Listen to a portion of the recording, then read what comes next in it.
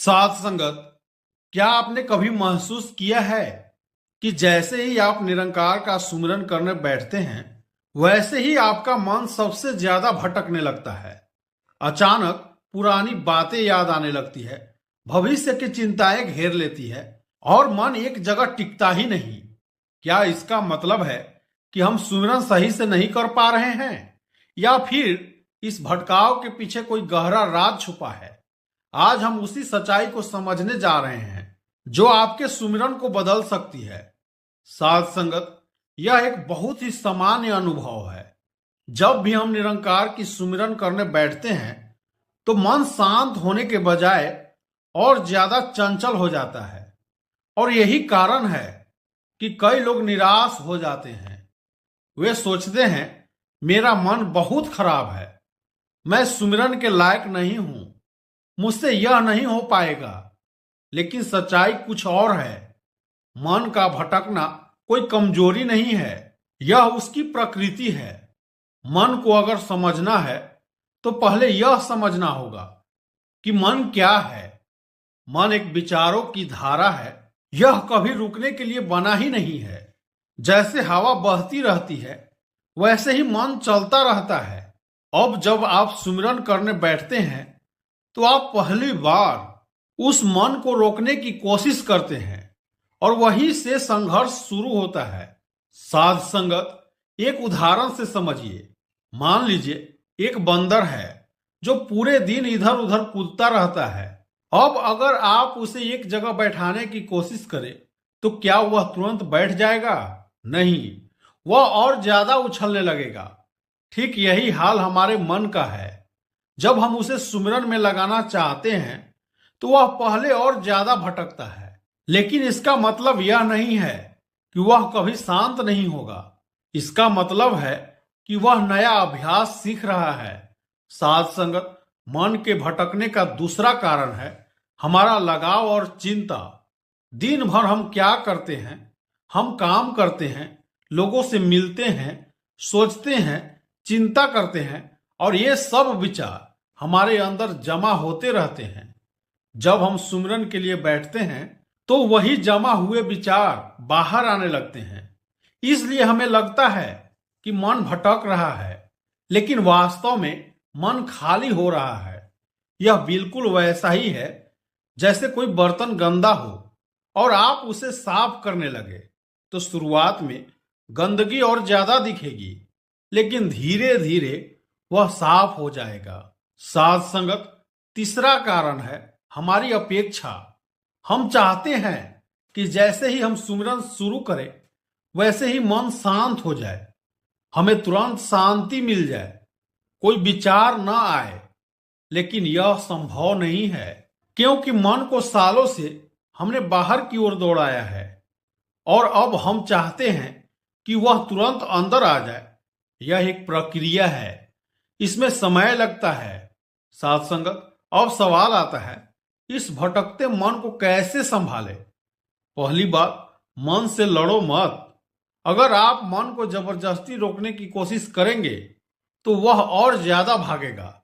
इसके बजाय उसे प्यार से वापस लाओ, जैसे एक माँ अपने बच्चे को समझाती है।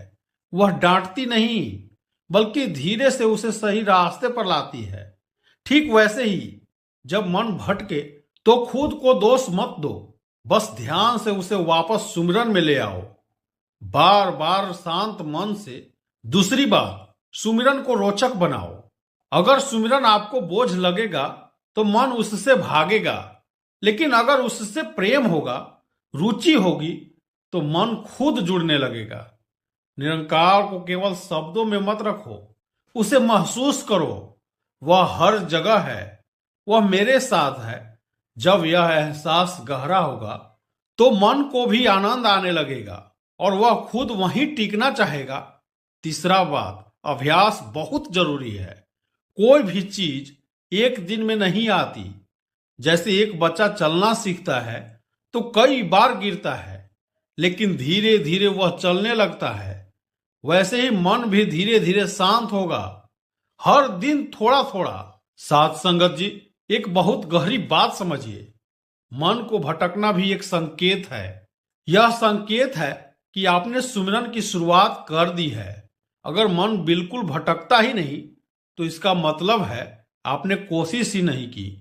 इसलिए भटकने से डरना नहीं है, बल्कि उसे समझना है, स्वीकार करना है और धीरे धीरे उसे सही दिशा में ले जाना है। साध संगत, आइए एक छोटी से साखी से समझते हैं। एक छोटा सा कस्बा था जहां लोग एक दूसरे को नाम से नहीं, रिश्तों से पहचानते थे। वहीं रहता था रामलाल। नाम साधारण, जीवन साधारण, लेकिन मन बिल्कुल भी साधारण नहीं। रामलाल दिन भर मेहनत करता, एक छोटी सी किराने की दुकान चलाता। घर पर बूढ़ी माँ, पत्नी और एक छोटा बेटा। सब कुछ ठीक था, लेकिन उसके अंदर एक लड़ाई चलती रहती थी। कुछ महीनों पहले ही उसे निरंकार का ज्ञान मिला था और तब से उसके अंदर एक नई चाह जागी थी। मुझे सच्चा सुमिरन करना है। वह रोज सुबह जल्दी उठता, आंखें बंद करता और सुमिरन करने बैठ जाता। लेकिन जैसे ही बैठता उसका मन जैसे पागल हो जाता। कभी दुकान का हिसाब याद आता, कभी किसी ग्राहक की बात, कभी घर की चिंता, कभी भविष्य का डर। 5 मिनट में ही वह हार मान लेता। एक दिन वह बहुत परेशान होकर बोल पड़ा, हे निरंकार, अगर सुमिरन इतना मुश्किल है तो मैं कैसे करूं? मेरा मन क्यों नहीं मानता? उसकी आंखों में हल्की नमी थी। उस दिन वह दुकान पर भी उदास बैठा था। तभी वहां एक बुजुर्ग आए। सफेद दाढ़ी, साधारण कपड़े, लेकिन चेहरे पर एक अलग ही शांति। उन्होंने कुछ सामान लिया और जाते जाते रामलाल की ओर देखा। क्या बात है बेटा, मन कहीं और है? रामलाल चौंक गया। नहीं, कुछ नहीं। बुजुर्ग मुस्कुराए।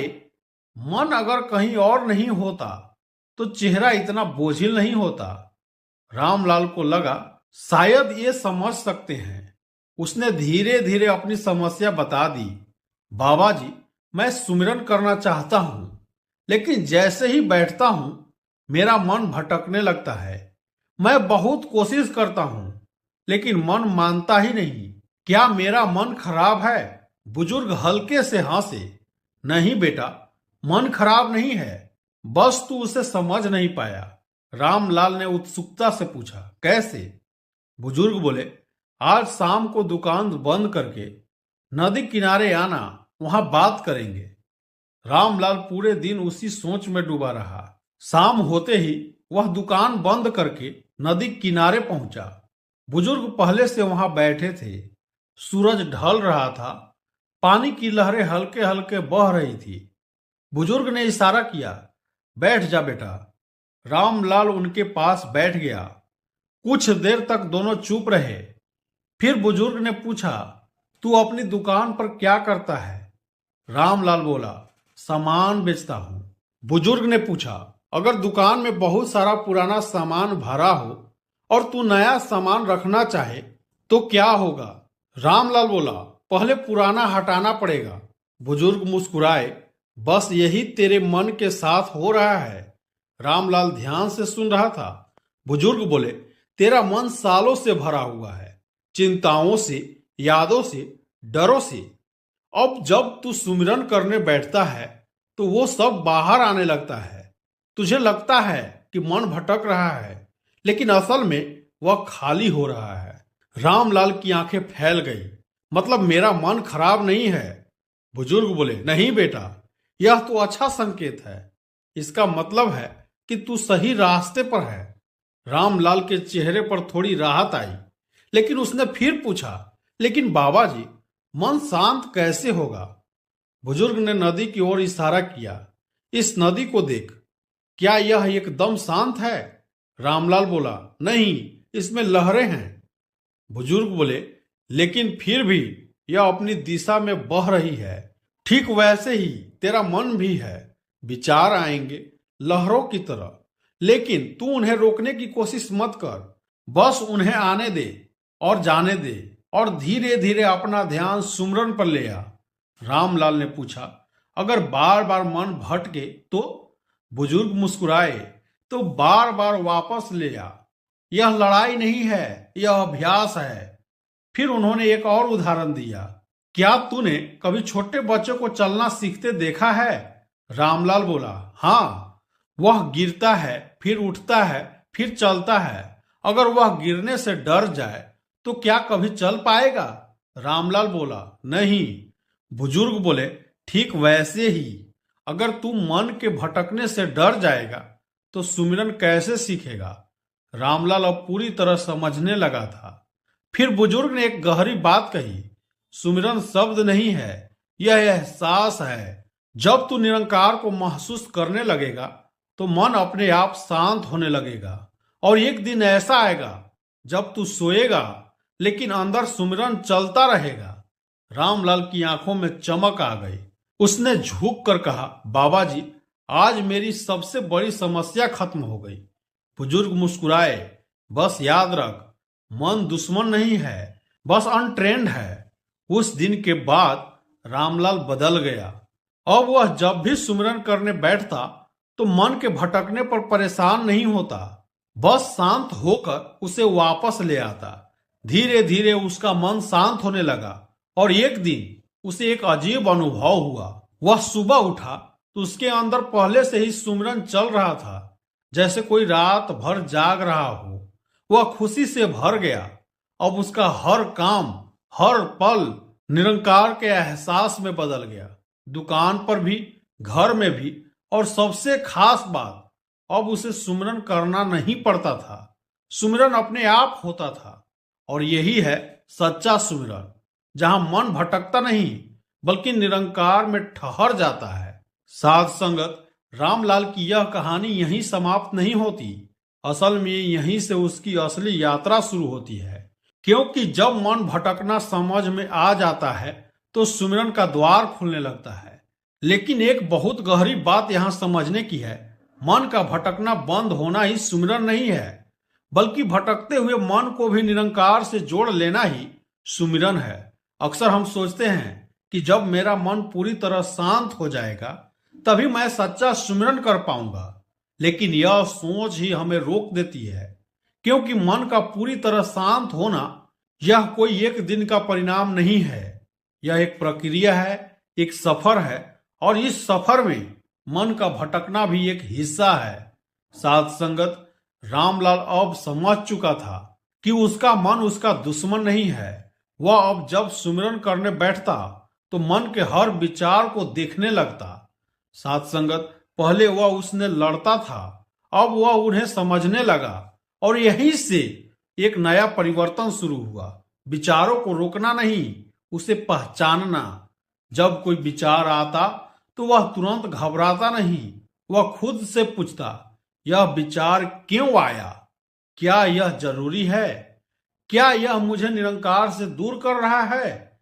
धीरे धीरे उसे समझ आने लगा कि ज्यादातर विचार या तो अतीत के होते हैं या भविष्य के, और सच्चा सुमिरन हमेशा वर्तमान में होता है। जो इस पल में है वही निरंकार है।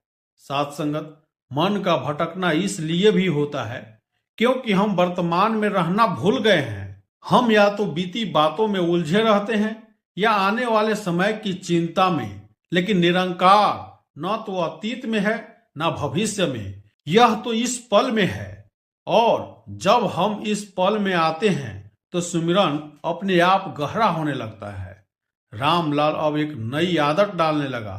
वह दिन भर छोटी छोटी चीजों में भी निरंकार को महसूस करने लगा। जब वह दुकान खोलता तो कहता, यह भी तेरी ही देन है। जब कोई ग्राहक आता तो सोचता, इसमें भी तू ही है। जब वह खाना खाता तो महसूस करता, यह भी तेरी कृपा है। धीरे धीरे उसका हर काम सुमिरन बन गया। अब उसे अलग से बैठने की जरूरत कम पड़ने लगी, क्योंकि उसका जीवन ही सुमिरन में बदल रहा था। साध संगत, यहाँ एक बहुत गहरी बात है। सुमिरन का मतलब केवल बैठकर करना नहीं है, बल्कि जीते जी करना है। अगर हम केवल बैठकर सुमिरन करेंगे और बाकी समय भूल जाएंगे तो यह अधूरा रहेगा। लेकिन अगर हम हर काम में, हर परिस्थिति में निरंकार को महसूस करेंगे तो जीवन ही सुमिरन बन जाएगा। रामलाल के साथ भी यही हुआ। अब उसका मन धीरे धीरे स्थिर होने लगा। लेकिन इसका मतलब यह नहीं था कि विचार आना बंद हो जाए। विचार अब भी आते थे, लेकिन फर्क यह था, पहले यह विचारों में खो जाता था, अब वह उन्हें देखकर आगे बढ़ जाता था। यह फर्क ही सुमिरन का असली फल है। साथ संगत, एक और महत्वपूर्ण बात, मन को खाली करना ही लक्ष्य नहीं है, मन को सही दिशा देना लक्ष्य है। अगर मन खाली हो जाए लेकिन उसमें कोई दिशा ना हो तो वह फिर से भटक जाएगा। लेकिन अगर मन को निरंकार की ओर मोड़ दिया जाए तो वह धीरे धीरे स्थिर हो जाएगा।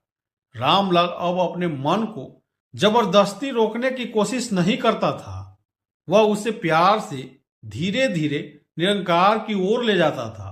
और यही तरीका सबसे सही है। साथ संगत, अब एक और गहरी बात समझिए, सुमिरन केवल मन का नहीं, दिल का भी विषय है। अगर सुमिरन केवल दिमाग से किया जाए तो वह सूखा रह जाता है, लेकिन जब उसमें भाव जुड़ जाता है तो वह जीवंत हो जाता है।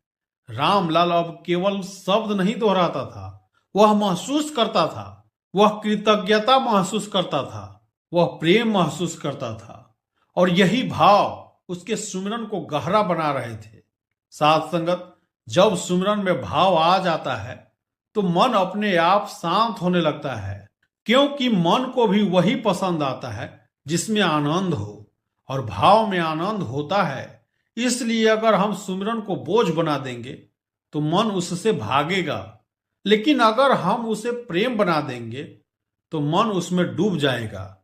रामलाल अब सुमिरन को करता नहीं था, वह उसे जीता था। और यही असली परिवर्तन है, करने से जीने तक। साध संगत, अब बात आती है सोते समय के सुमिरन की। रामलाल अब रोज रात को सोने से पहले कुछ पल शांत बैठता। वह दिन भर के लिए निरंकार का धन्यवाद करता और उसी भावना के साथ सो जाता। धीरे धीरे उसका अवचेतन मन भी उसी भावना में ढलने लगा। और एक दिन उसे महसूस हुआ, मैं सो रहा हूं लेकिन अंदर सुमिरन चल रहा है। यह कोई चमत्कार नहीं था, यह उसके अभ्यास का परिणाम था, यह उसके भाव का परिणाम था। साध संगत, यह अवस्था हर कोई पा सकता है, लेकिन इसके लिए कुछ बातें अपनानी होगी। धैर्य रखना होगा, खुद को दोष देना बंद करना होगा, मन को समझना होगा और निरंकार से प्रेम करना होगा। यह कोई एक दिन का काम नहीं है, लेकिन अगर हम चलते रहेंगे तो एक दिन जरूर पहुंचेंगे। अंत में बस इतना समझ लीजिए, मन का भटकना समस्या नहीं है, उसे न समझना समस्या है। और जब हम उसे समझ लेते हैं तो वही मन जो हमें परेशान करता था, वही मन हमें निरंकार से जोड़ देता है।